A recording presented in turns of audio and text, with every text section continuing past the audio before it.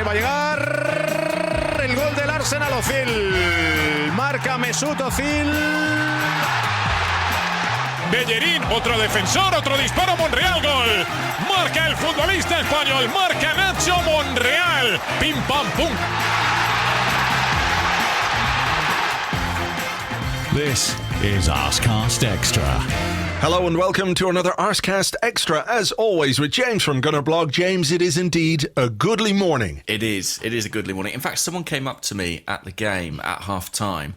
We were winning 2-0 at the time, and they sort of tapped me on the shoulder and said, you know, looking good for a goodly morning on Monday. And I thought, oh, that's such a jinx, isn't it? But we rode it out. I mean, we should have known that the Monday after we finally dropped Shkodran Mustafi would be a goodly morning. Very goodly. It's so goodly, in fact, that I've written a goodly morning rap.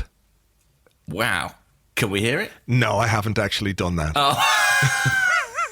I know my limitations. I was so excited. After the goodly morning song, you know, after the North London derby, I was like, is he going to top that? But no, not yet. I think you're right to let the memory rest.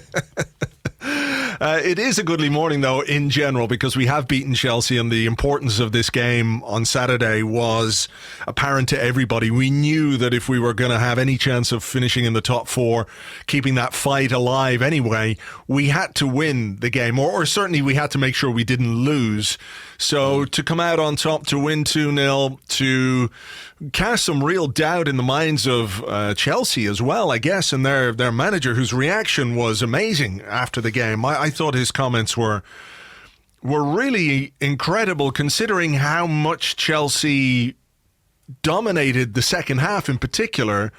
You know, I'm not sure there was really an issue so much with their mentality or their lack of ferocity as their lack of a forward or two. You know, it was more that, but I think it was nice that we inflicted that kind of damage on him and his psyche anyway. Yeah, it was really amazing. I mean, this has been brewing at Chelsea for a few weeks. Obviously, as you know, my brother's a Chelsea fan, so I've kind of got that bit of insight there. Yeah. And they have not been happy as a fan base at all, really, with Sarri for a few weeks now. And it boiled over on Saturday. And, you know, if you do a search on Twitter for hashtag Sarri out, you'll find it's not just a kind of crazed minority. There are a lot of people who really are unhappy with the trajectory of that team, which I find kind of weird. I mean, it's partly because I look at the league table and I see them above us and I think, wow, look how upset they are. But it just shows, I mean, football's fickle like that, and had the result gone the other way, you know, we know what our own fan base can be like at times, and maybe the knives would have been out too. So, it just shows how things fall. But this was a really good result and a really good performance, crucially, and a bit of a return to, I suppose, some of what had been really positive about Unai Emery's start at Arsenal. Yeah, I just did a quick Twitter search there for the hashtag Sarri out, and I can see many of them here. I like this one, which says, Maurizio Sarri, that is more busy in lighting cigarette than prepare for the next match, is the one blaming my players. Wonders shall never end. Hashtag Sarri out. Brilliant. I like this one. That is it says it's January 19th, and it says for the first time hashtag Sarri out. I like that he says that like Sarri's been in there for like 5 years. You know what I mean? And he's finally reached breaking point. It's been 6 months. Yeah. We ain't winning shit with a stubborn bastard like this, who cannot even see basics, who doesn't have a plan B, who starts dickheads week after week, and who cannot start a prodigy like Callum Hudson-Odoi, who's wanted by Bayern. Sack him today. 62 retweets for that, so wow. It's not an unsupported view. Well, here's another one. Here's another one that I found, which might resonate a little. We could do this for the whole thing. Yeah, I can honestly see Chelsea fans, in inverted commas, tweeting Sarri out. Have a fucking word with yourselves, you clueless twats. Probably started supporting the club a few years ago. Yes, he's been doing some things wrong, but it's fucking January, and people forget he's implementing a new system. That man's not going to get any. That man's not going to get any traction. He didn't get any retweets. Is that what happens with cow Twitter? You get retweets? I don't know, but he got one like for that. Well, you know, It's kind of symbolic of the culture that has existed at Chelsea, which has been a really short-termist culture, and one that has demanded results above all else, certainly above attractive football at times. But, it's been absolutely a results-driven thing, and they have shown no patience, not given any manager really time to bed in. You remember Scolari being ushered out almost as soon as he was there, and as soon as, title-winning sides under...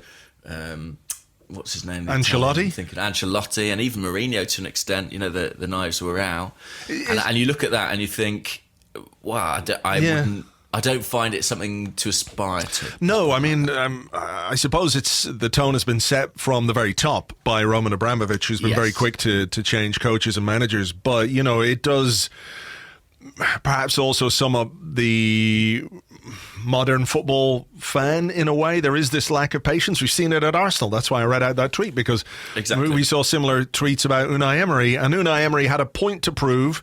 He had 3 points to gain and a point to prove against Chelsea on Saturday. It was, I'm not going to say a turning point or something like that, but it felt going into this game that if it went badly, it would really make life difficult for Emery and for people to buy into what he's doing. He so badly needed a result and a performance. We certainly got the result. The performance we can touch on. I thought it was very good, particularly in the first half. Maybe in the second half, not so much, but it did what it was supposed to do, I guess, in terms of keeping Chelsea out. So let's start with the lineup. I was really pleased to see a back four. I was pleased to see Sokratis and Koscielny chosen as the two central defenders. I was a little surprised to see the midfield three set up the way it was. Like Alex Iwobi, who was very good, I thought, against West Ham. Well, comparatively, he was good against West Ham. But he dropped down, and it was quite interesting the way he deployed his midfield, because I was looking at the heat maps for this, and Guendouzi was positioned to the left, Xhaka in the middle, Torreira to the right, and Ramsey ahead, I suppose what you would call a diamond. But it worked very nicely. Yeah, I mean, I thought it worked really well. And ahead of them, obviously, you had Ramsey playing centrally with Aubameyang and Lacazette as kind of split strikers, which is sort of what we did in the second half against Spurs, and had been very effective then and was so in this game. And it was kind of interesting seeing, Torreira and Kante, two players who typically you think of as kind of defensive-minded midfielders. They were both playing on the right-hand side of a diamond, and for us, we engaged that press that we haven't really seen much of in recent weeks. And I know Emery spoke about it after the game and why he's not using it in every single match. But with Jorginho, looking to be on the ball, they chose to deploy it in this game. And that's where it makes sense to play Torreira further up the field, because he was so important, I thought, in setting the tempo, along with others like Lacazette. Yeah, I thought Ramsey's role was quite interesting too, wasn't it? That he stuck very close to Jorginho. I won't say it was like a Martin Keown man-marking job, but it wasn't far off it at times. You could see him always looking around, looking to see where Jorginho was, and we know how crucial he is to Sarri in terms of how he wants his team to play. So if you try and negate his qualities and don't give him time on the ball, it's quite effective, and I think that was the case, particularly in the first half. Ramsey was very disciplined, did a great job, I thought, on Jorginho. And James, I think the other thing that really stands out for me is two things then that stand out for me. The fact that we started really brightly, the way we did against Tottenham. We came out of the blocks and we were absolutely on it from the start, creating chances. We should have been ahead before we did actually score. But overall then, a first half in which we turned up, did the job we were supposed to do, scored a couple of goals, made life very difficult for Chelsea, and even if we weren't at our best in the second half, we had something to protect rather than having to go and get something from a position where we're drawing or behind. Yeah, that's it. I mean, we had a 2-goal advantage. To a certain extent, we could afford to sit in. I mean, I'm not sure how deliberate it was. Chelsea had a lot of the ball. They generally do, but it wasn't like they created a host of clear-cut chances. It was one shot on target in the whole game. And to be honest, I think a lot of credit there has got to go to the two centre-halves. Switching to a back four was, I suppose, a little bit risky, simply in that we haven't deployed it in recent weeks. But I think Koscielny and Sokratis are the two best centre-halves we have on our books, especially with Rob Holding injured. And I thought they were both excellent. I mean, particularly Koscielny. I mean, he got the goal. What a brilliant moment for him that was. At 100% intentional, I'm sure, off the shoulder. Oh, yeah. A nonchalant flick of the right shoulder. But I thought they were brilliant together. And one thing that struck me is, Koscielny's 3 years older than Socrates. He's been here longer. But Socrates was the sort of the dominant organiser. He was the guy, shouting and pulling people into positions, and that's actually what suits Koscielny. If you think of Koscielny's best football, it's been with a natural organiser alongside him in Per Mertesacker. Yeah, good point. And there were signs that Socrates could maybe be that guy for Koscielny, because I mean, Koscielny's performance, I didn't think we'd see him play that well again, to be honest. It was brilliant. You could see it took a lot out of him, actually, physically. And I'm not sure it's just to do with the fact that he's coming back. I think he really just had one of those games where he played at 100% from the first minute to the 90th minute. His reading of the game was absolutely immaculate. He made 12 clearances, I think, in the entire game, which is more than Chelsea as a team made, which maybe speaks to what we did at the other end in the second half especially. But he was in the way of everything. He made tackles, he made blocks, he made interceptions. He was dangerous from set pieces. And I think, yes, himself and Socrates do seem to work together in a way that he doesn't work with others. I don't want to, name names, but you know what I mean. Yeah, I just think there's a balance there. And as I say, I think Koscielny, I know he's the club captain, but I think defensively he's always been at his best when he's slightly differential to a sort of senior partner. And Socrates, there's a lot to love about him. The way he celebrated the ball going out for was it a goal kick rather than a corner, and he's sort of, pumping his fists. It's what you, as a fan, you really want to see that stuff from a defender. And he had that good balance, I thought, against Chelsea, of being aggressive without being too aggressive. Yeah, what's interesting about Socrates as well is that I think in the summer, and when people were analysing what kind of a defender he was, they spoke about how physical he is and how he'll relish that kind of the game, the physical side of the game, and how English football might suit a player like him, because you might get away with a bit more in England physically than you would do in other leagues. But there were some concerns about his use of the ball. I thought he was really solid and has been really solid all season in terms of his passing. I think his passing numbers were up in the 90s against Chelsea, and they usually are. I think he's a better footballer than people might like to think. That's a really good point. I mean, his passing accuracy was 92%, which was by far the best on the team, actually. And 10 of those 50 passes that he played were long balls, which is pretty decent. 6 of those long balls were accurate, so not a bad ratio at all. I think you're right. He has been better on the ball than maybe we were led to believe, and some of the stats coming out of Dortmund did suggest that. Interestingly, I mean, this is just a sort of side note, but our passing accuracy across the game was really low for what you'd expect. I mean, a player like Lucas Torreira, 62%, Matteo Guendouzi, 73%.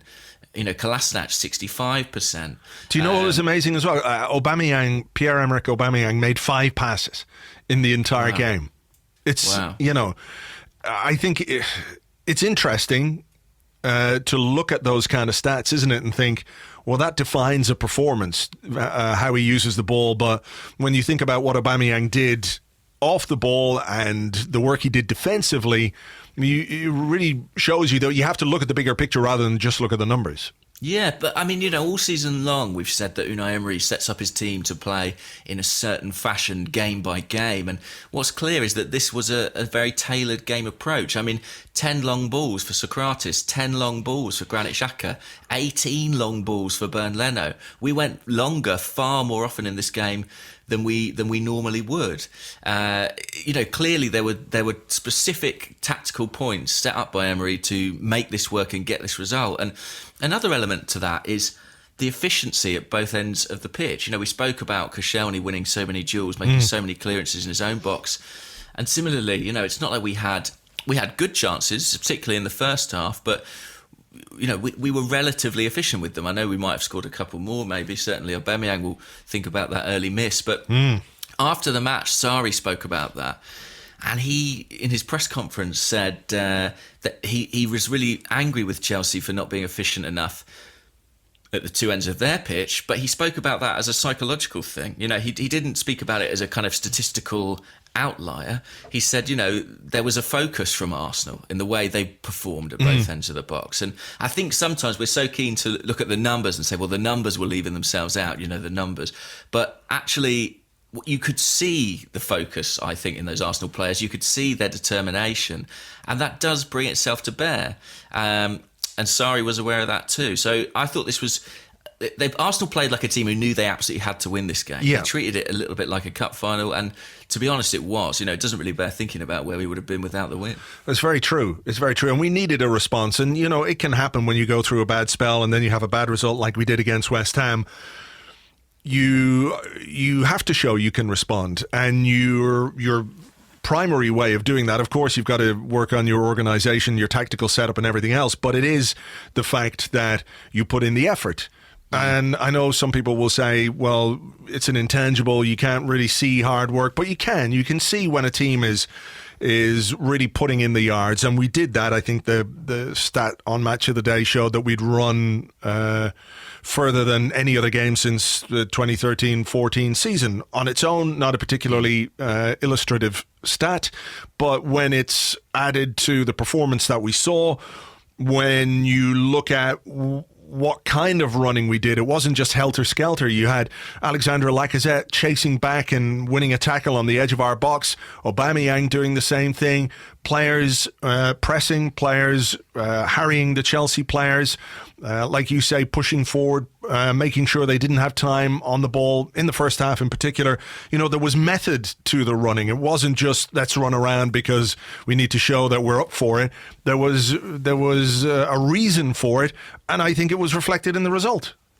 Yeah, and when you look at the three midfielders who are playing just in front of Granit Xhaka, Torreira, Guendouzi, Ramsey, I mean, they've got such legs on them, haven't they? I mean, you know, there's so much energy there, and presumably that's kind of why Guendouzi was picked, you know, because of the sheer amount of ground he's capable of covering in 90 minutes is remarkable. And, you know, they set the tempo. I thought that, you know, we'll get onto the strikers, because I think Lacazette as well showed what an important player he can be in these kinds of games. You know, the change in him from last season in terms of what he brings physically is enormous, and he was a vital component too in terms of helping to initiate the press, but also holding the ball up when it was required. So look, let's talk about the goals. The chance Aubameyang missed was amazing. Another one for his blooper reel, I guess. It's weird because he does score so many goals and miss so many chances. It reminds me a little bit of, do you remember the season when Adebayor scored 30 goals for Arsenal? Yeah. But he probably should have had about 45. Do you remember? I can't remember the misses, really. I don't remember that's necessarily time being for a thing. you, I guess. Yeah. But there was definitely a lot of criticism for him in that season that he was missing a lot of chances. But it was, you know, he had these amazing physical attributes and they helped him get so many chances. It just reminds me a little bit of that with Aubameyang. I feel as well that you know, he probably has missed a few more in recent weeks than he would like. There was an amazing stat, actually. Did you see this stat? I think Elliot from the Arsenal Vision podcast tweeted it. Do you mind if I quickly dig it out? Yeah, no, go ahead. Let me see if I can find it, because it was about how many chances he's missed recently as opposed to in the first part of the season or something. Yeah. Hang on. Sorry, it's taking me a bit of time. No, that's fine. You know, don't worry about the listeners or anything. You know, don't do your preparation. Yeah, they can live, right?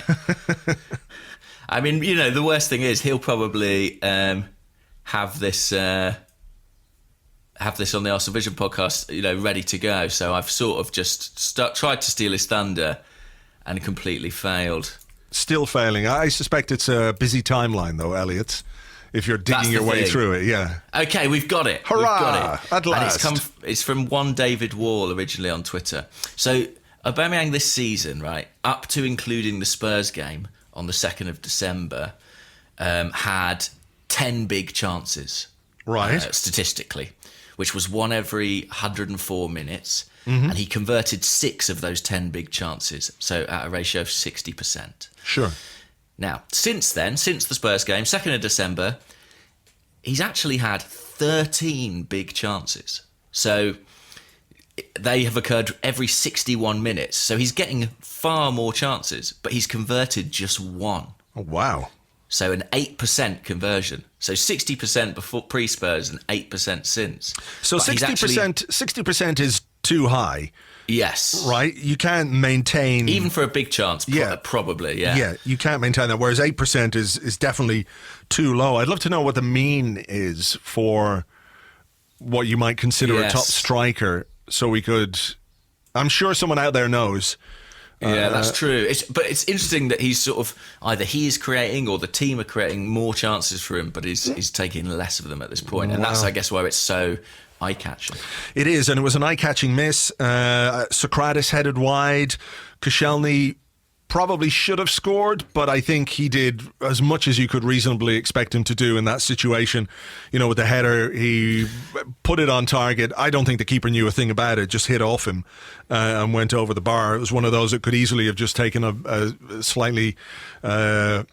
less touch off the keeper and gone in, you know, so it looked like an amazing save. It with his shoulder, really. Yeah, exactly. Well, I think he learned his lesson. He learned his lesson. True. But then we got the first goal, and I think this is a really, really brilliant goal by Alexandre Lacazette. I think watching it again this morning, it's one of those I think we're going to talk about, or probably deserves a bit more credit than it's got. I know people were saying, what a goal, fantastic. But when you look at the 3 touches and then the finish really is something else, because it's quite deliberate the way he hits the ball, because he's got to get it up and get it in at the near post. I made the comparison in the blog yesterday.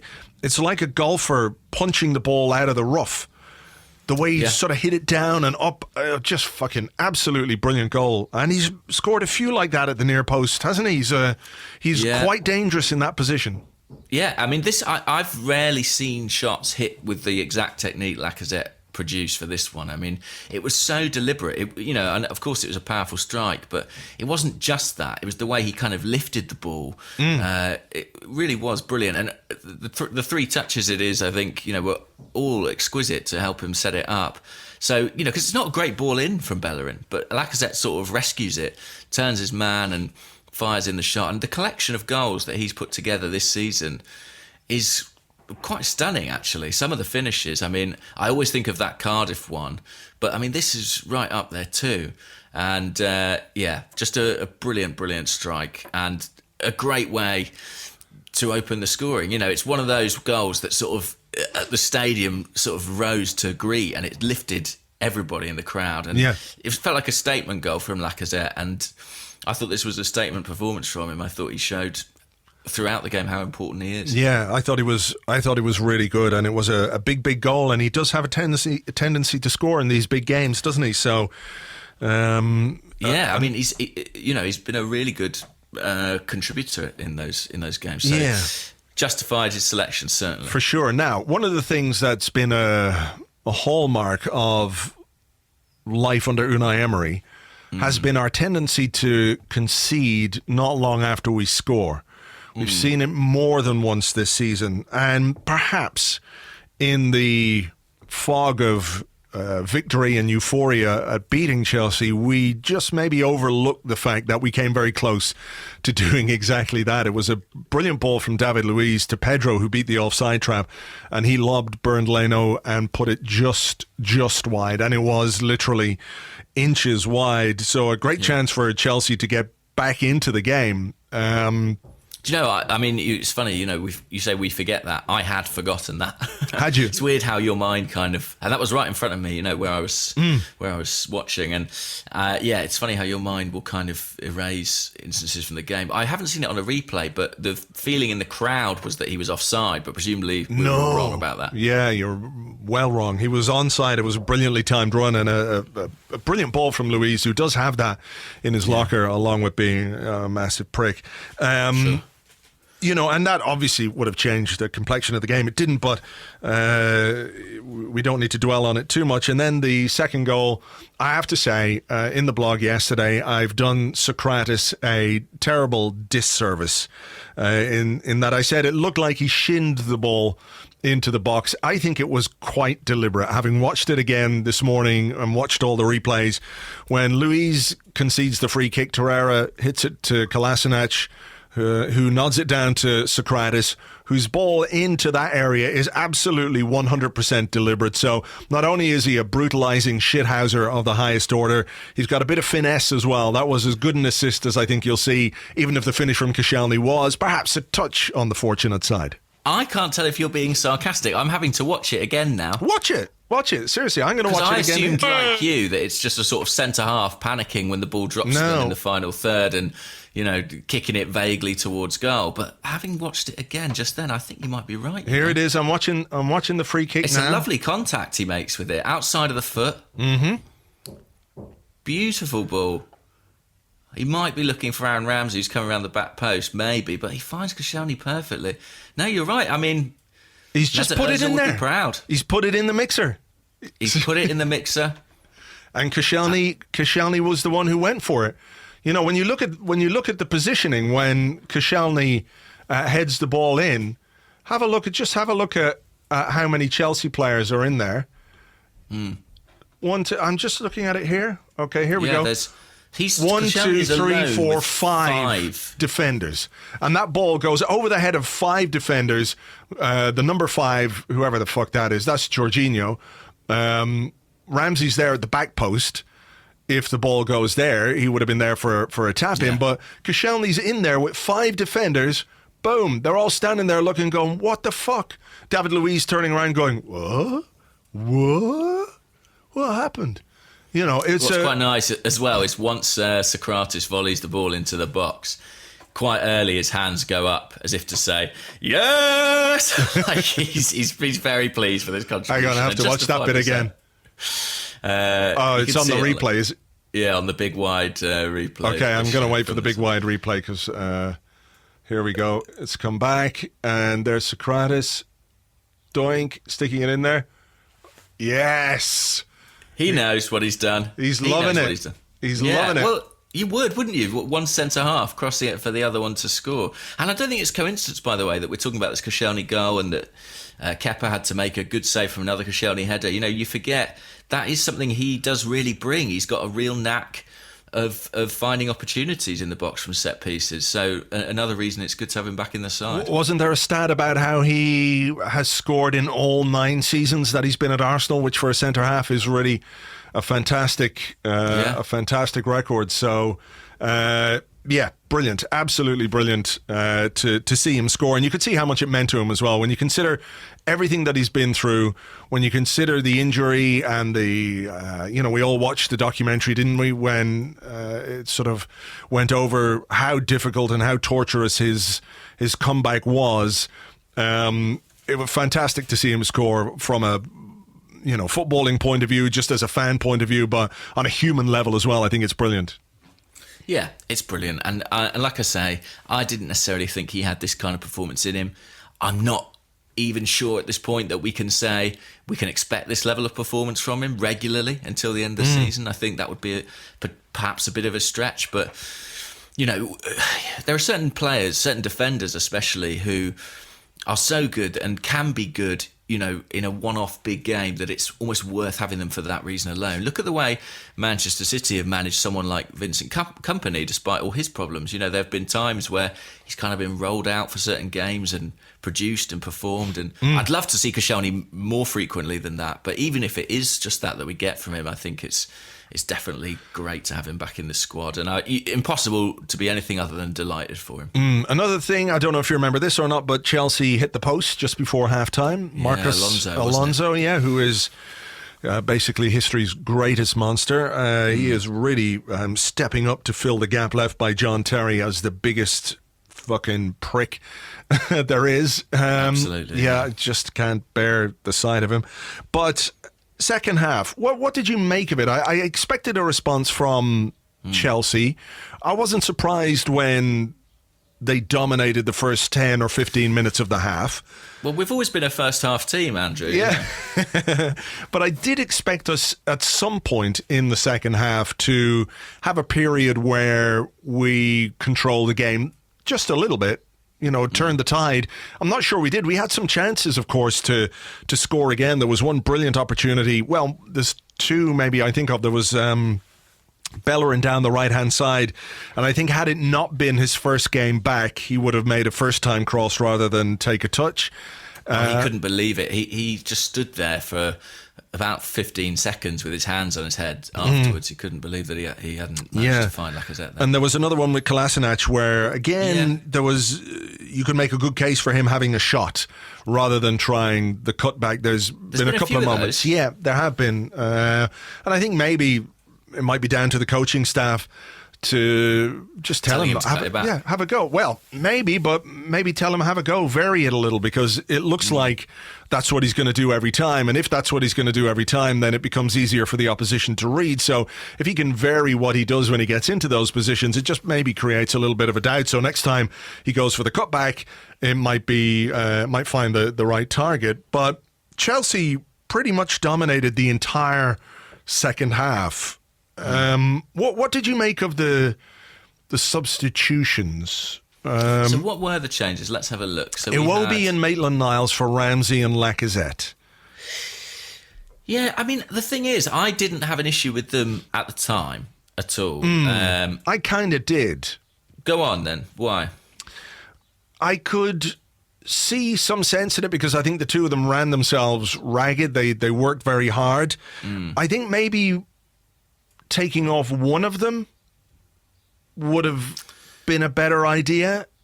I think if you were going to change the shape as well, that's the thing, because they came on for two players who've been playing centrally and they both played wide, so we went to more of a conventional 4-3-3. Yeah, fair enough. I mean, look, I think maybe what I would have done first is Iwobi for Ramsey and left Lacazette on. Yeah, I mean, but look, I'm not complaining or anything. It's just what I would have done at the time. I feel like it all worked out. I might be wrong, but I feel like Ramsey hasn't really played 90 minutes under Unai Emery. I feel like he never quite lets that happen. I know some will say the same with Lacazette as well. I wonder if Ramsey, if there's just an awareness of those history of muscular problems, might be in his mind. So at the time, I thought there was a reasonable explanation for it, which was that Chelsea were pushing on a little bit on the overlap with the fullbacks. Putting some wide players there was sort of an attempt to pin them back, and also with Iwobi and Maitland-Niles give you a bit of pace and an outlet on the break. And I suppose that was also the logic for leaving Aubameyang on. I mean, invariably Aubameyang gets more 90 minutes than Lacazette, and I think it is because he can sprint in that last 10-15 minutes in a way that Lacazette perhaps can't. However, it's difficult to argue the changes worked especially well. I do have a bit of sympathy with Emery simply because it wasn't long until we lost Bellerin, and so whatever that plan was kind of went out the window. That's true. I think that had an effect because Maitland-Niles then had to go in at right back. We'll touch on the Bellerin injury, I think, in part two, because we've got questions about that and what we might do with it. But yeah, you're right to say it did have an impact on the changes, because it was only, 2 minutes? Was it? Yeah.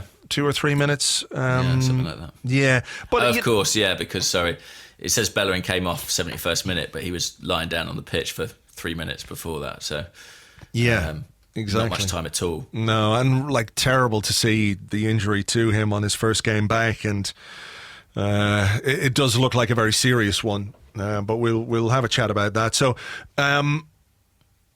Chelsea, though, as you said, had only one shot on target.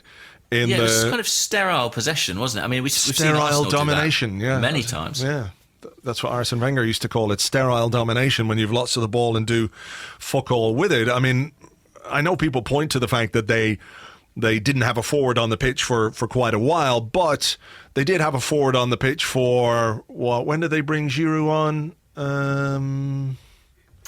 Giroud came on the 67th. 68th minute. So for the last 22 minutes plus 6 minutes of injury time, which is basically half an hour of football, they did have a striker on. And they still didn't create anything. So I think we have to give more credit to the way Arsenal defended and cut out the supply lines and made life difficult for the likes of Hazard. Willian, of course, went off for Giroud, Pedro, etc. But, you know, we defended really well. We defended really well. And I think we deserve more credit for our good defending than Chelsea need criticism from their side of the fence for their bad attacking.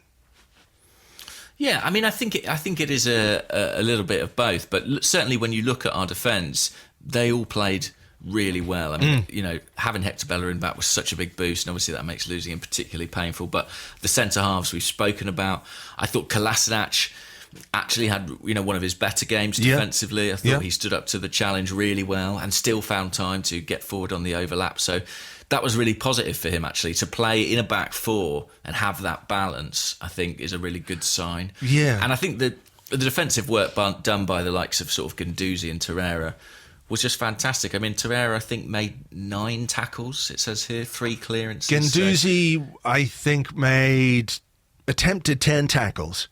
Yeah. Won 5 or 6 of them. And, you know, to be fair to the guy, I had some concerns last week about his performance against West Ham and whether we were asking too much too soon of him. But he was really, really good. Really good. And I think the midfield itself was really good. I think it suits the players we have to play in that way. So credit to him. And I think maybe it's a little bit of a blueprint in terms of what we need to do. Whether the Bellerin injury changes how Unai Emery is going to look at things defensively, we can discuss in the second half of the show with the questions and what have you. But overall, a huge win, one we badly needed. And, you know, when you're on a bad run of form, you need something to kind of not just halt the momentum, but to push you in the right way. And I hope anyway, that this result, this performance can do that. And it's not really been, apart from that Liverpool game away, it's not really been the way we've played against the big teams. That's the issue. I think you're right. I think it's perhaps the way we've approached some of the games against so-called smaller or inferior opposition. And I hope from this Chelsea performance, Unai Emery looks at what he got from his team and looks at what he can get from his team when we're set up in this way. And I think maybe in some of those other games, we have been a bit too cautious, a bit too deferential to the opposition. I'm not saying you should just expect to turn up and roll over a smaller team or anything like that. You know, that's not the approach I'm talking about. But what I do think is that when you are playing those teams, if you become overly cautious, it can... What way am I trying to explain this? Trying to say maybe that you sort of hand the initiative to the opposition. Yeah, in some ways, yeah, exactly. That if you turn up and play the way we did in the first half against the likes of Southampton, West Ham, Brighton, you know, if you show your intent from the first whistle, then I think it can put the opposition on the back foot and it changes the complexion of the game, the dynamic of the game. Whereas if you go in overly cautious and with a back 5 and 2 deep-lying midfielders and no way to connect your midfield and attack, it allows those teams to take an initiative against you that they can't if you're really having a go at them. And again, it's not to say just be gung-ho, but it's to sort of trust in the attacking players that we have and the ability they have to produce, particularly when you've got a defence that, you know, isn't always as solid as we would like it to be. And I think there was something quite telling about what Laurent Koscielny said after the game. He said that, you know, the clean sheet was very welcome. You know, it was put to him that this was a precious thing. And he said, yeah, it's great. And we defended very well. But it wasn't just the defenders that defended well. You know, it was how we approached the game, how we pressed, how we made life difficult for Chelsea, eased the job that the defenders had to do. It gave us a platform to defend well and also attack well. So I'd like to see maybe just a bit more initiative from Unai Emery when we go and play those kind of teams. It's interesting because I think, you know, if we'd picked this team in certain other games and maybe we'd picked this team against a team that had played in a low block and tried to defend, I think we might have had issues breaking them down. You know, I remember the Huddersfield game when Xhaka, Guendouzi and Torreira all started, and after the match people were saying he's played 3 defensive midfielders. You know, no wonder we can't break anybody down. You know, we didn't have Alex Iwobi in the team. We didn't have Mesut Ozil in the team, 2 of our more creative players. I personally think that it's the attitude that really makes the difference and sets the agenda. Because I think Unai Emery is going to continue tailoring his team game by game. I'm not even convinced that he'll play this shape against Manchester United next week. You know, I think it will depend on the opponent every time. But I thought what was there was, and that has been there in all the good Emery games, has been that hunger and that bite and that physical competitiveness and that physical assertion. Okay. And I think that's, for me, the key component that Arsenal need to retain. And I think that goes sort of above and beyond the system. Okay, but do you not think that it's easier for the players, not easier, but the players kind of buy into the formation and what we're being asked to do? Like, I think there's probably a correlation between trying to play some decent attacking football and the effort. You know, I know what you're saying about the attitude, but I also think that when you're playing the game on the front foot and you're trying to take control of it and you're trying to make chances, it's kind of easier to display those characteristics. Maybe. Whereas if you're sitting off and you're inviting pressure, you can become a bit introverted in terms of how you approach the game. Like, you can still run around, but I don't think it's as apparent. Yeah, I kind of know what you mean. I just think when I look at this team, this particular game, you know, I look at it and say, well, we came out of it with 36% possession.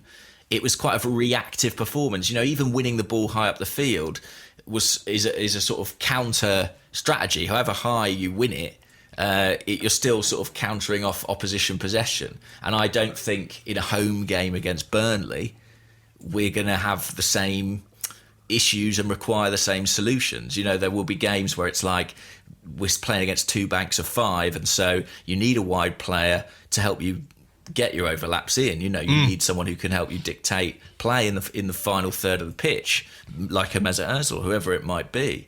So whilst I agree that there's like great things from this blueprint of this performance, I personally don't necessarily think therefore we should adopt this formation in every game. But you know, I really like this formation. I think it was incredibly effective against a team like Chelsea. I don't necessarily subscribe to the idea that it would be effective against everybody. Maybe it would be, but I don't think that's what Emery thinks. And I think he'll continue to mix it up. Right. Personally, I don't have an issue with that. Yeah.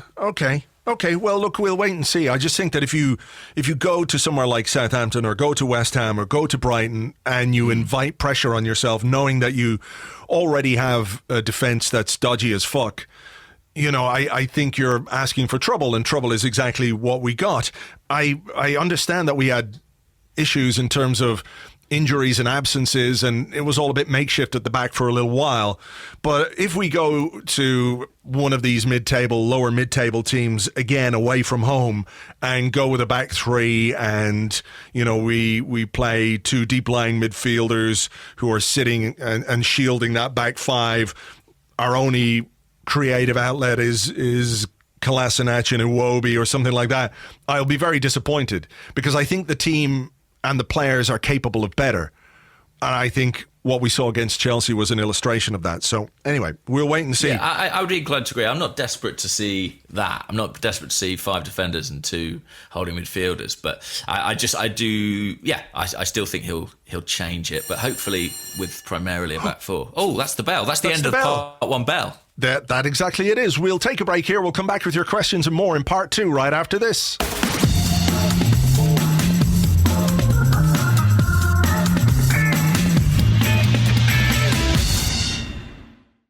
Welcome back to the Arsecast Extra. This is part 2 of the show where we answer the questions you sent to us on Twitter at Gunnerblog and at Arseblog, and also on the Arseblog Facebook page, facebook.com/the Arseblog. Just a reminder that if you're not already, you can become an Arseblog member on Patreon, which gives you access to lots of extra content, articles, podcasts, video live streams. You also get a free download of the book Together, the story of Arsenal's unbeaten season, the audio book version, I should say. You get a free download of that when you sign up. It costs just €5 a month plus VAT if you're in the EU. So please feel free to sign up and help support everything we do here on Arseblog, the podcast, Arseblog News, coverage of the youth teams, the women's team, and all the stuff about the club in general. This week, there's some new stuff going up. There's going to be a brand new Passcast Extra in which James and I discuss the 5-4 victory over Tottenham in 2004.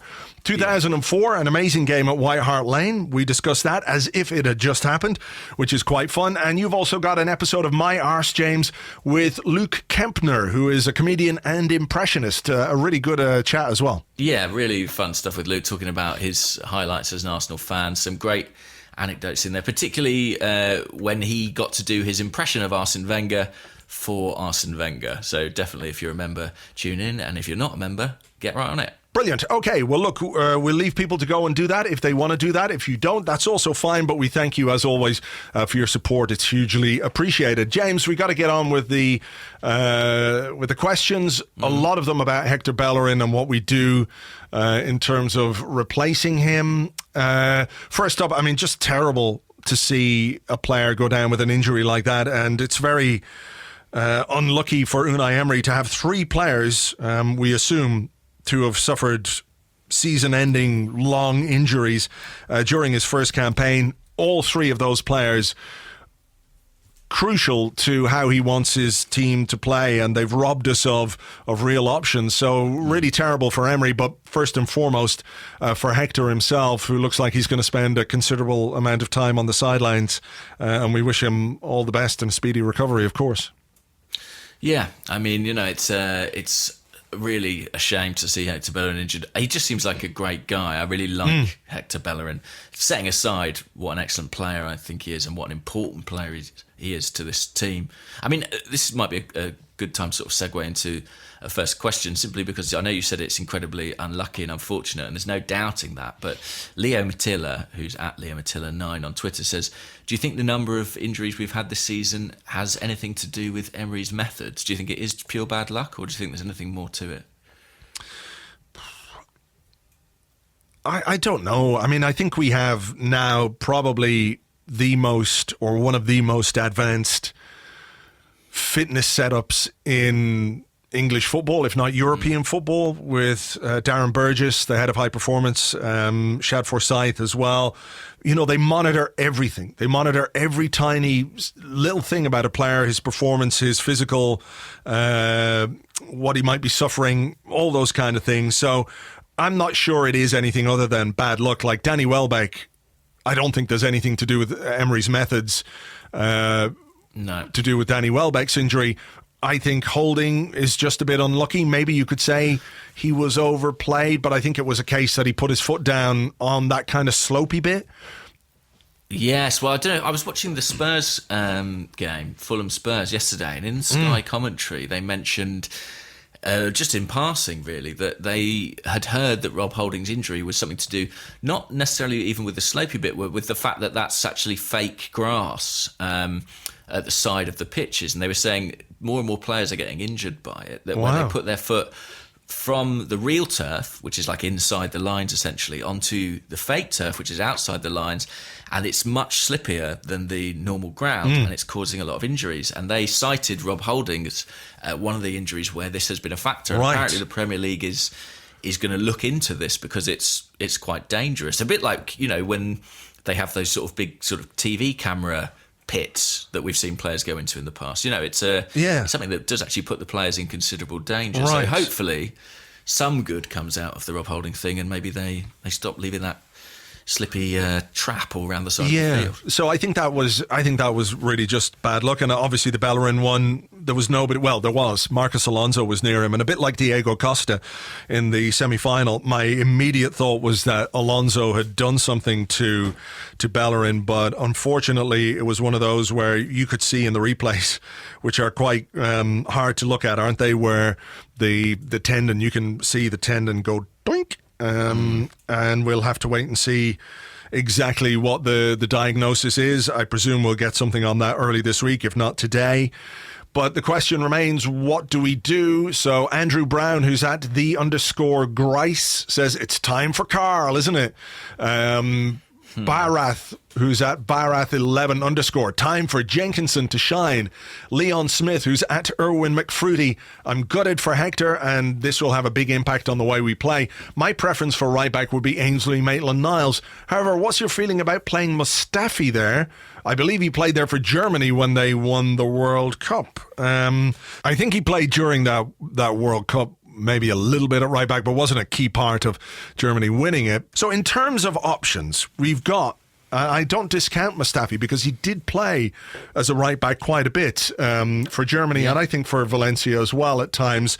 So in terms of options, in terms of numbers, when everyone is going, we need to go into the transfer market and buy a right back, and I think there may be some need to do that in the summer, but right now, with funds limited and everything tied up in this Denis Suarez deal, blah, blah, blah, they'll be looking at the situation and saying, well, we've got Carl Jenkinson, we've got Ainsley Maitland-Niles, we've got Stefan Lichtsteiner, and at a push, we've probably got Mustafi, who can play there as well, and we could dip down into the academy if we really, really, really got stuck.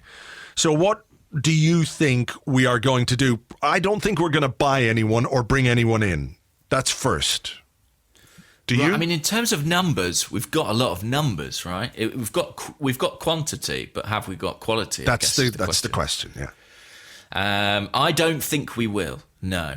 I would be surprised, simply because of everything we've heard about the club's limited spending power. I mean, there is an argument that you probably need a long-term backup right back anyway. Yeah, actually, I've got a question here. If I can just, it comes from Ben, who's at Ben Venceremos, who says the club are crossing their fingers now on Bellerin, but haven't they been doing that for years?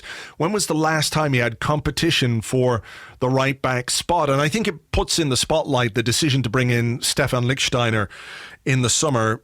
I know it was free. I know he's a veteran with lots of experience who's probably good on the training ground and can bring something in that regard. But in terms of the way he plays or his attributes compared to Hector Bellerin, there's too much of a contrast there for me. Yeah, he's a very different kind of fullback. Exactly, and it changes the way that you play. So rather than having somebody who can do what Bellerin does, and I'm not saying you've got to get another Bellerin, but somebody perhaps who was a bit more stylistically similar for Bellerin would have been a better option this summer. I would agree with that. I mean, it's funny because in the first, few months of the season, a lot of people were saying, well, is Bellerin responding to competition from Lichtsteiner, or is Lichtsteiner giving him bits of coaching because he's playing better? But the issue is, if Bellerin comes out of the team, Lichtsteiner isn't someone you can necessarily expect to replicate what he does. I mean, if you were just breaking down Bellerin's attributes and kind of putting them into a championship manager style search engine focused on our squad and looking at the options that we have, I do think Ainsley Maitland-Niles is the guy who you would end up with, right? Because he has that same searing pace. He has the ability to get in on the overlap. He can produce a little bit in the final third with his history as a winger. And so with Emery's fullbacks always overlapping, always being so important in that part of the pitch, he would probably be the guy that you would go for. That would be my preference. My preference would be to give him a chance. And I think it is a big, big chance for him, and maybe a defining moment in his Arsenal career, because he's been playing here and there, a little bit at left back last season, left wing back. He's played at right wing back, a little bit at right back. He's been playing in the final third, in the front three rather, for certain games, Carabao Cup games, FA Cup games. He played as the right-hand man in the front three. I think this is a chance for him to either firmly establish himself as a first-team player at Arsenal, even if it's not in a position he might see as his long-term, or the club might not see as his long-term future. But you don't always get to choose where you play when the opportunity comes. And I have some reservations, I have to say, about his concentration during games. I think that's something that he really needs to work on. He can look very good at times, but he can also look a little bit like the game passes him by, a little bit careless. And I think that's certainly something he's got to work on. But I agree with you in terms of finding a like-for-like or something akin to like replacement for Bellerin. He ticks most of the boxes in that regard. So if we give him a chance and it works, brilliant. We've got a player. We've got somebody who's taken an opportunity. We've got another academy graduate who's proved himself, and he may well have a future either at right back or maybe somewhere else in the team. He said the other week he wants to be a winger. But if it doesn't, or if he is given a chance and it doesn't work out, maybe then we have clarity on a young player, and we talk about what we talked about being a bit more ruthless, didn't we? Or using our academy players as a way to solve problems in the transfer market. So if it doesn't work for Maitland-Niles, and he doesn't look like a player who can step up and take that chance, maybe then we have to make a decision on him. And it's a chance for the club to get some clarity on his future, and they can make a decision as to whether or not he's going to work out. If they don't think he's going to work out, maybe he's a player we sell, and we use that money then to reinvest. But I would like to see him given the chance to prove it one way or the other. Yeah, I mean, I like you, saw those quotes, I think it was after the Blackpool game, saying that he sees himself as a winger. And then I think within 2 days he gave an interview to Sky Sports saying he saw himself as a central midfielder. So I think, there's a real lack of clarity on what his best position might be. I think we have seen much more of him in wide areas than we have centrally, and you can see why, because athletically he's got that kind of profile. I think you're right. You've got to give him the chance. If you're going to say that we're a club that has a strong focus on the academy, that wants to bring people through, well, this is exactly the kind of opportunity that a young player is waiting for, where a first-team player's got injured, there's a chance of spot available in the first team, and they have to step up. And look, it might not be in their ideal position, but it's in one of the positions they play. And how many times in a career have you seen that a young player's come into the team, filling a gap and then managed to establish themselves? And they might not be players that Maitland-Niles would necessarily aspire to or look up to. But if you think of somebody like, a Phil Neville, a John O'Shea, I mean, they're players who came into the team as fullbacks, basically making up the numbers, and ended up as central midfielders, centre-halves later in their career. But when the opportunity comes, I think you've got to take it. And, this is his time. I would rather give him a go and see if we can make that work and potentially promote an academy player than spend money that I'm not really convinced we have. Do you think a manager who has shown traits of conservatism and cautiousness will be prepared to do that when he does have a 35-year-old experienced player who he feels might do a job and give us something secure defensively, at least? I don't think he gives you very much, if anything, at all offensively. Perhaps telling that Lichtsteiner wasn't even in the squad on Saturday. Yeah, I found that interesting. I mean, I think actually that the one who's going to push Maitland-Niles for that place, I think might be Mustafi. Simply because, Emery's used Mustafi a lot, so we know that he does sort of quite like him. And I think he has got experience and he has played right back. I think, he's all right on the ball. You can see him getting forward, not as effectively as a Maitland-Niles would, or certainly a Kolasinac would. But I think if he's going to go for the conservative option, I think it's going to be Mustafi. I suppose the one thing that you might say is, you said at the end of part one, you want us to keep the back four.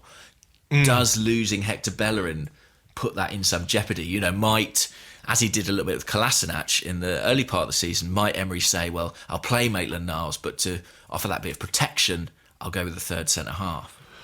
Yeah, maybe. But I do think if you have a player like Maitland-Niles who on paper could do a lot of what Bellerin does, or what Bellerin is being asked to do as a right back, I guess would be the best way to say that.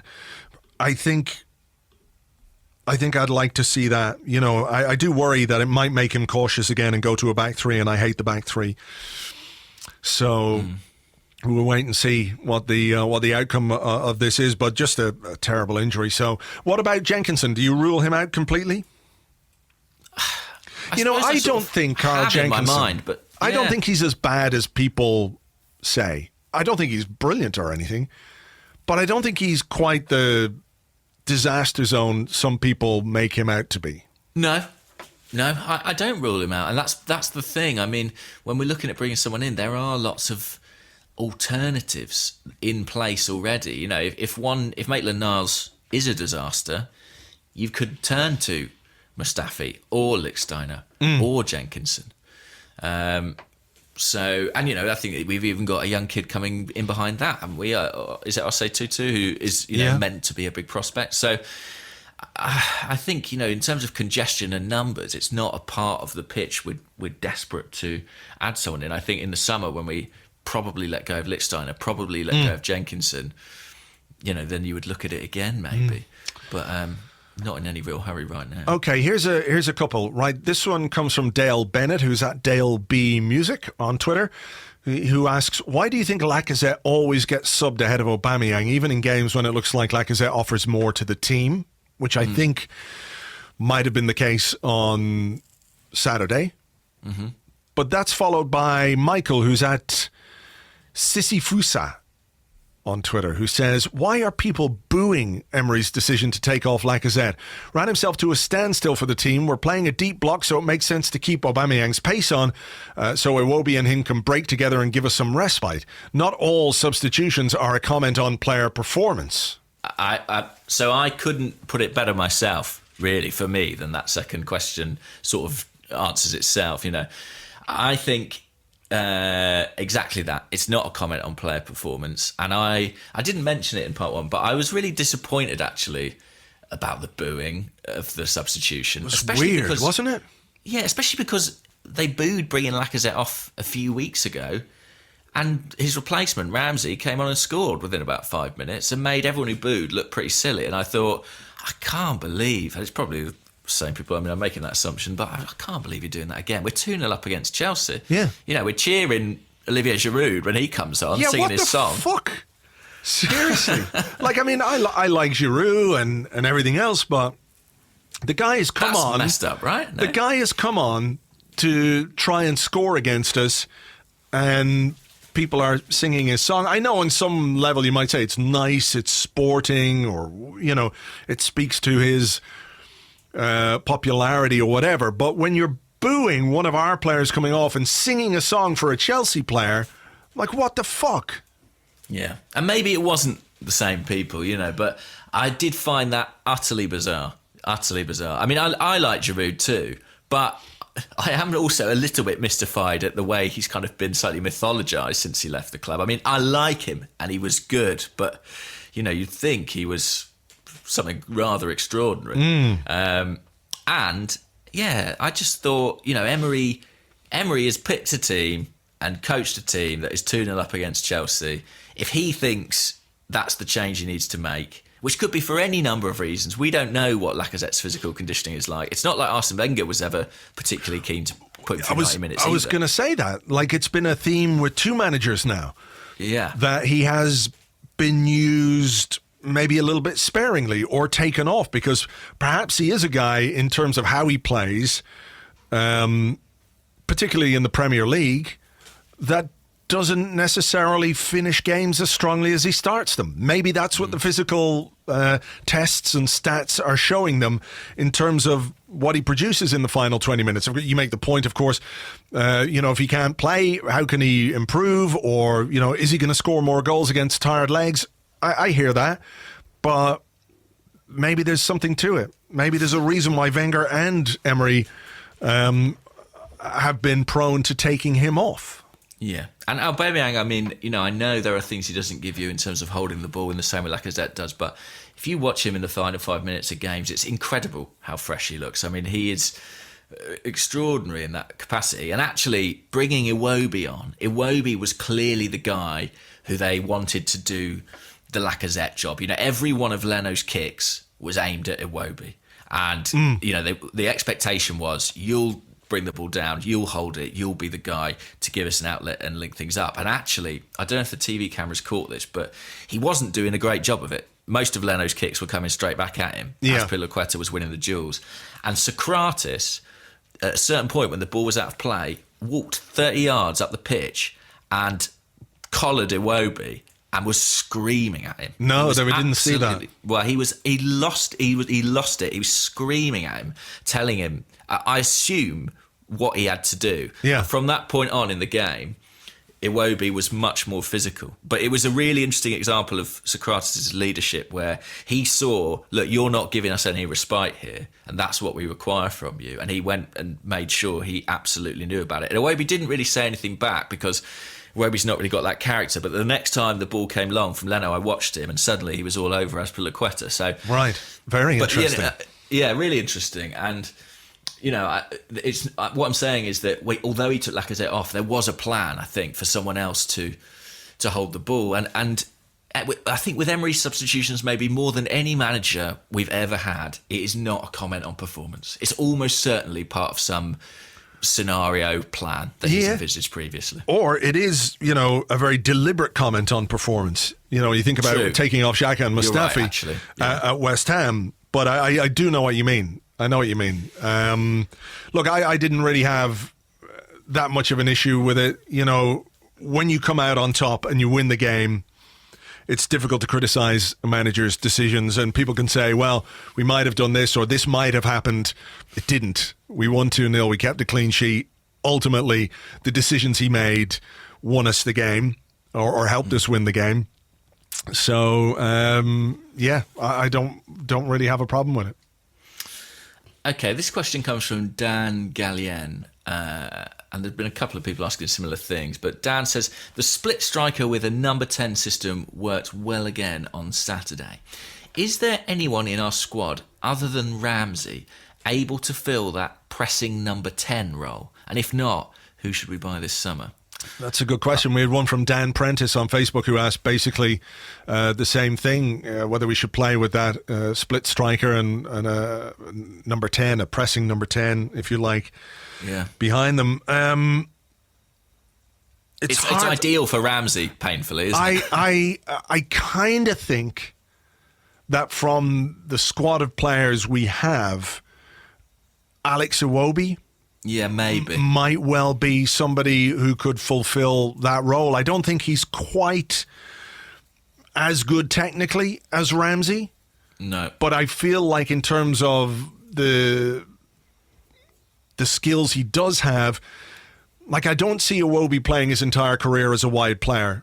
I think he is going to move centrally at some point. So of all the players that we have in the squad at the moment, I think he's probably best suited to it if we're not using Ramsey there.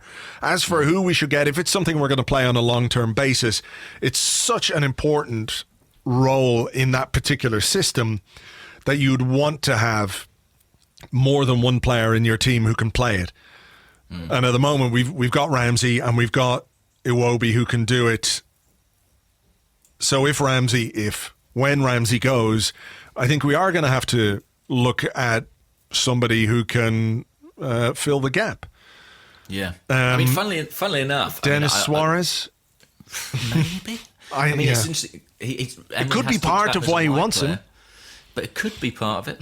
It could be part of it. I mean, funnily enough, it wouldn't be the best use of him, but Torreira could probably do it, you know, because I think he's really good technically, and he finished the game playing as a right winger, really. But, you know, that's not the best use of him. We need him further back in the pitch. I think Iwobi is a possible contender. It's just a tricky thing. I mean, I think if you look at the squad that we've got and you've said, what does Unai Emery need more than anything else to do what Unai Emery does, to play the football he wants to play, I think it is a pressing number 10. And I've thought that for some time. I don't know where they are. I mean, they're quite an unusual... It's not really a number 10, though, is it? It's like a number 8.5. Yeah. Something like that. Yeah. Yeah, it is, or it's a new model of what a number 10 might be. And actually, Ramsey, I think, is sort of perfect for it.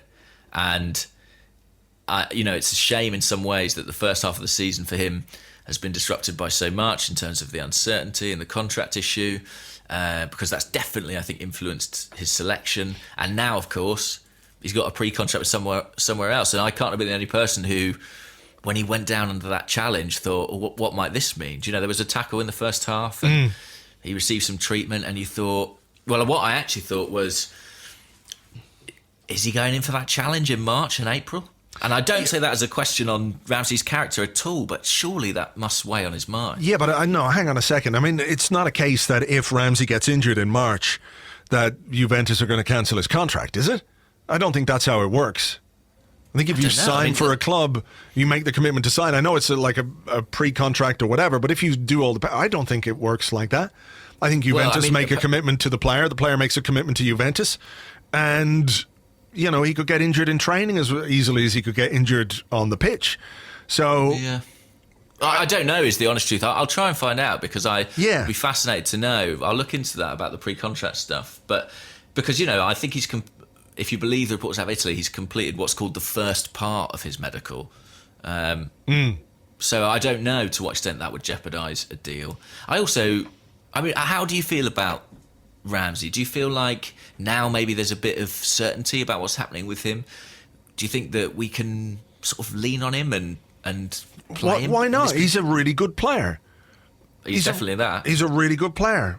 And I think we've been denied a really good player this season because of the uncertainty regarding his future. And however you want to view that, whether you want to blame it on the player, whether you want to blame it on the club for not sorting it out sooner or whatever it is, the reality on the pitch is that we've been missing that player at a time when we've also been missing another influential figure who was on the bench at the weekend, Mesut Ozil. So, it's denied the team quite a measure of creativity, of energy, of work rate, of craft, particularly in the final third. So it's no surprise that we've struggled a little bit at times without two players who can give you a lot from a slightly similar position, even if they don't play in a similar way. Like, I don't see Mesut Ozil playing that role the way Ramsey played it the other day. It's just not the way he operates. So I think use him, because the more quality we have in the team or in the squad on match day, the better. And right now, he is somebody who gives this team a lot. I think he's got more assists than anybody else in the team this season in the Premier League. Yeah. With 6. Lacazette and Bellerin are on 5. So we're without Bellerin now, and I don't think we should be doing without Ramsey. So yeah, look, play him. He's playing well. He'll give us a lot. I think he'll give you 100%. I don't think he's going to shirk tackles or anything like that. So let's use him. Doesn't always have to be for 90 minutes. Maybe not always from the start. He's a player who can make a difference from the bench as well. So let's use him. Just quickly, you touched on him there. Graham J. Hawke asked, do you think there was ever a situation that would have led Emery to use Ozil off the bench? Yeah, if we were behind. Yeah, that's I it. Agree. That's if we it. were looking for a goal. Yeah. But he's back, and I don't want to get into another whole Mesut Ozil thing. I really don't. We've done it all. Look, go on. How about this for a subject change? We welcomed back the very handsome Olivier Giroud yesterday, but Sanjeet, who's at Sanjeet the Idiot, says, our captain put in an outstanding performance on Saturday, but let's not lose sight of what's important. I think Koscielny looks a lot more handsome this season, but my friend doesn't see it. Has absence made my heart grow fonder, or is Kos just swoonier? And on a similar theme, Nick Laney, who's at Slack Nick, says, is it just me, or is there something different about Koscielny's hair? It seems darker than before. He's definitely had something done with the hair, hasn't he? I think so. He definitely has. Like, I'm going to have to... I don't know what. Maybe he's had a weave. Who knows? Let me just go back here. Maybe I think a dye job, because I think he was greying and he's less greying now. Right. I'm looking at Laurent Koscielny 2016 To be fair, he used to cut it short at the sides and stuff, didn't he? He's looking very lustrous, definitely. Yeah. His hair looks thicker, I would say. I don't know how he's done it. He did a lot of good hair work during his time out. To be fair, I'm looking at a picture of him here against Bayern Munich in 2016. He does have the volume on top, but it was always cut in this kind of strange Bart Simpson-esque fashion, wasn't it? Yeah. Early Bart Simpson when he was on the Tracy Ullman show. So I think he's just probably found a better hairdresser. I agree, and I think maybe a dye job. But maybe. Is he more handsome? No. It's just got better hair. But the hair makes him perhaps look a bit more handsome. I think it does. And his age, he's sort of growing into his face, as they say. You might be right. Yeah, people do. Men do. They're very lucky like that. Yeah, okay. Here is a question which comes from Mighty Igor, at Mighty Igor. That was a great performance and result, but it looked like really hard work. I know it's not supposed to be easy. Is it reasonable to expect this squad to perform to that level consistently? Can't help but feel we still have a talent gap. And then there was another question I had, which I can't find, but it was similar in the sense that it was asking, are we going to kick on from this result the way we didn't after the great result against Tottenham? Well, I don't know. I mean, I really hope so, because the Spurs result, for all sorts of reasons, felt like a massive turning point and then just didn't prove to be. And that's what made this game so big. That's what made this game one that we absolutely had to win, really. Are we going to kick on from it? I don't know. I mean, our next 3 fixtures include both Manchester clubs. So difficult. I'm not necessarily saying this is going to spark another winning or unbeaten run. I mean, especially when we go to the Etihad, my expectations there are slim. I think if we're competitive in that game, I'll come away quite pleased. Yeah. I don't think anybody expects us to go there and win. That's for sure. Certainly not. No. I mean, Cardiff on the 29th, sure. I think what we have to show in the Man City away game is it's got to be vastly different from what we saw at Anfield. That's where I think our measure is. If we can go and grind out a draw, I think that would be a fantastic result for us. But we can't get spanked again the way we did at Anfield. That's got to be the first thing. And I know we had a lot of chat about systems and consistency of that. The way we played against Chelsea, conceivably, could be a way to go against Man City, I would argue, because there are certain similarities in terms of the way they build up the play, although they're a lot more dangerous, I think, than this Chelsea side. It does look exhausting, you're absolutely right, and we are running more than we ever have. I know that was the most we've run in, I think, 5 years, but I think that's only when they started measuring that stat and keeping records of it. Okay. So it may well be, given the increasing fitness of all the players, the most we've ever run. And I do think it'll be interesting to see maybe how that affects the squad in the final stage of the season. Bear in mind, we're still in the FA Cup, we're still in the Europa League. We will have played a lot of football by then. I remember Jurgen Klopp in his first season at Liverpool in the last couple of months, they looked a little bit ragged because they didn't necessarily have the legs. But Emery has the advantage that he was there for pre-season. He conditioned this team to do what he wants it to do. Yeah. So that might work in our stead. Well, just sort of on the FA Cup, who's S.H. Harrington, says, seeing as we have no players, almost certainly won't sign anyone, and have basically completed it anyway, should we bin off the FA Cup in our #race for fourth? I don't know if you can bin it off. I don't know what that means, really. No. I guess it means play kids. You can play kids if you're playing Blackpool. But it's similar to the Tottenham game in the Carabao Cup, that you can't just throw out a load of kids against Manchester United. You just can't.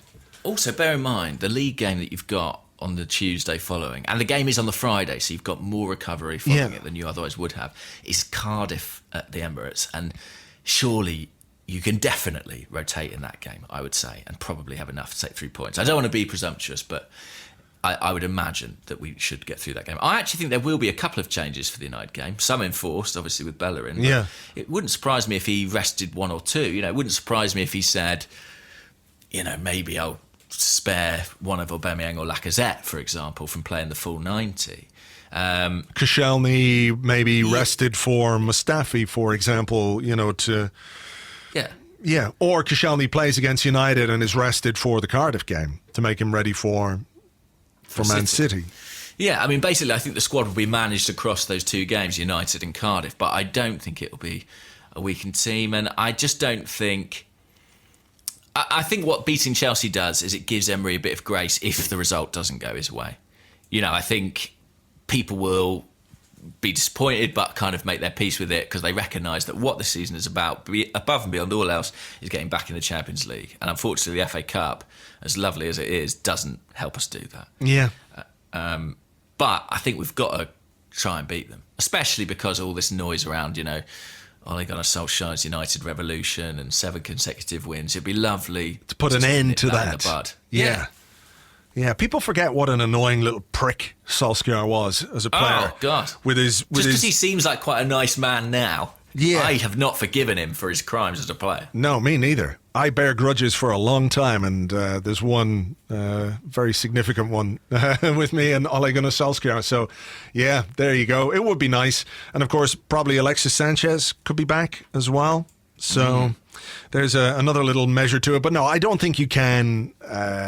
you can't bin off the FA Cup, particularly against a team like United. You just can't. You can't absorb a sound thrashing at home, regardless of how you feel like you can compartmentalise it. You can say, "Oh, it's just the FA Cup. It's this, it's that," but it does have an effect. And just no. I think it will be pretty strong against United because it has to be. Well, we saw with that long unbeaten run how important momentum can be. And if we could get a couple of results, against Chelsea and United, I sort of think almost irrespective of what happens at the Etihad, it will really inject some life into this season. Okay. Quick one here from Jacob Olausen. It might be Jakob, not sure. And he says, could Calum Chambers be a useful player to Arsenal next season? I bring this one up because did you see Chambers play against Spurs yesterday? I didn't watch that game. Well, thank goodness, because it had a very painful ending. I saw, just as I was doing something else right at the end, the fact that they had scored. So I'm glad I didn't. I will defer to you on this because I did see you mention it on Twitter about how people have been saying that Chambers is performing pretty well for Fulham despite the fact that Fulham are playing poorly. It was quite interesting. Yeah. He got a lot of praise as well for the performances he had while at Middlesbrough, a Middlesbrough team that ended up being relegated. So is it a case that Chambers has qualities that we can't get out of him, or is he someone who has enough quality to look good when everyone around him is kind of shit? What do you think? I think it might be the latter. I keep tabs on loan players in the most scientific way possible, which is by looking at what fans of the team they're on loan with say about them on Twitter, which is an absolutely foolproof strategy. But in the early part of the season, there was a lot of criticism of Chambers. He was playing in the back four, often as a right back, sometimes as centre half. And Fulham, as we all know, have a terrible defence. And it was particularly bad under Jokanovic at the start of the season. And Chambers was clearly suffering then. But since Ranieri brought him back into the team as a central midfield player, because Chambers was on the bench at one point and not even in the starting lineup for Fulham, he's now playing central midfield and has become absolutely one of their most important players. And he was their best player against Spurs yesterday, and I know they lost the game, but particularly in the first 45 minutes, he was brilliant. I've never seen Chambers play central midfield that well. He was strong, he was winning a lot of tackles. The most impressive aspect of his performance was the range of his passing. At one point he played a brilliant sort of 40-yard pass out to the left wing to launch a counter-attack. He almost created a goal with a back heel assist on the edge of the box. Wow. He was playing at a technical level that I haven't really seen, and I think you might be right suggesting, is he someone with the quality to shine when there's maybe not that much around him? Maybe there's a psychological component as well, where he looked like a player absolutely full of confidence playing for Fulham, and he felt like he was the main man. And I suppose when he comes into Arsenal, he's always kind of on the fringes. He's always fighting for his place, and maybe that affects his comfort level. But I know he had a few decent games towards the end of last season. I'm not convinced he'll have a future at Arsenal, just because I think he's a saleable asset and he's not necessarily someone who we need. And so I could see us maybe letting go of him, but I'm pleased for him that he's doing all right at Fulham, and it's interesting to see that he's doing it as a central midfielder. It's something Arsene Wenger talked about in the past. I wasn't necessarily convinced it would be where he'd settle, but Wenger said that about a lot of players, that they're going to be a great defensive midfielder. Oxlade-Chamberlain, Maitland-Niles, Calum Chambers are all on that list. I mean, I find the Chambers thing quite confusing in general, because he signed a new deal at the end of November 2017 and then got a new deal last summer, and then within 4 weeks of Unai Emery saying Calum Chambers is part of my first team plans, he was being loaned out to Fulham. So I can't really make a lot of sense of what's going on with him or how he's viewed by the club, because if he'd just been loaned out, I would have said, okay, that's the beginning of the end. But why did we give him a new deal and then decide we were going to loan him out, particularly when he just signed a new deal the previous November? So there's something weird going on, or certainly there's something about Calum Chambers that is out of the ordinary in terms of how he's viewed by somebody at the club who's sanctioned a new deal for him 6 months after giving him one. So that's what gives me some pause for thought in terms of whether he's in or out. I suspect, like you, his future might lie elsewhere, but I do think the way the whole thing has been handled has been a bit strange.